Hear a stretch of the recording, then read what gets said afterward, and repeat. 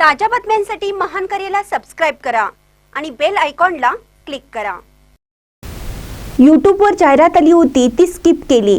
Viral झालेल्या व्हिडिओवर मंत्री माणिकराव कोकाटे यांचं स्पष्टीकरण। मी रमी खेळ खेळत नव्हतो। यूट्यूब उघडत असताना रमीची ॲड आली ती स्किप केली। विरोधकांना कशावरही राजकारण सुचतं। मी रमी खेळ खेळत नव्हतो, व्हिडिओ स्किप करत होतो। विरोधकांना टीका करणं हा एकच पर्याय उरलेला आहे असं स्पष्टीकरण कृषी मंत्री माणिकराव कोकाटे यांनी केलं आहे। पाहूया ते काय म्हणतात।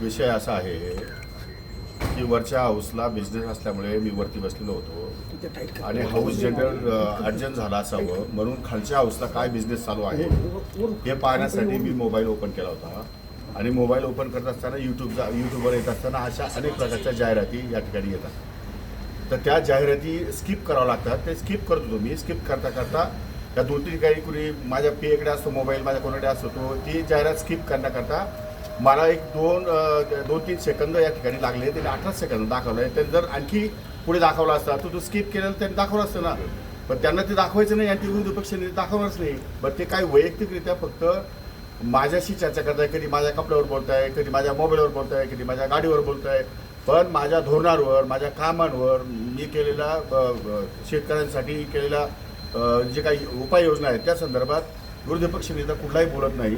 त्यामुळे माझं काम पारदर्शी आहे, माझा स्वभाव स्पष्ट आहे आणि असं कुठल्याही प्रकारचं हाऊसमध्ये बसू नये अशा प्रकारचे नियम मला माहिती आहे आणि तिथे कॅमेरे चालू असतात। मी कशाला बसेल असं गेम खेळत? तेव्हा गेम खेळण्याचा काही इश्यूच येत नाही। ती स्काईप करायसाठी मी ते 2 वेळा मी स्काईप करायचा प्रयत्न केला। माझ्या लक्षात नाही आलं स्काईप पटकन कसं करायचं। नंतर स्काईप दुसऱ्याच सेकंदाला स्काईप झालेला आहे, तो स्किप झालेला आहे नंतर। पण तो स्किप झालेला तुम्ही व्हिडिओ दाखवलाच नाही। तुम्ही व्हिडिओ एकदा पूर्ण बघा आणि मी तो स्किप केला की नाही बघा, तुम्हाला लगेच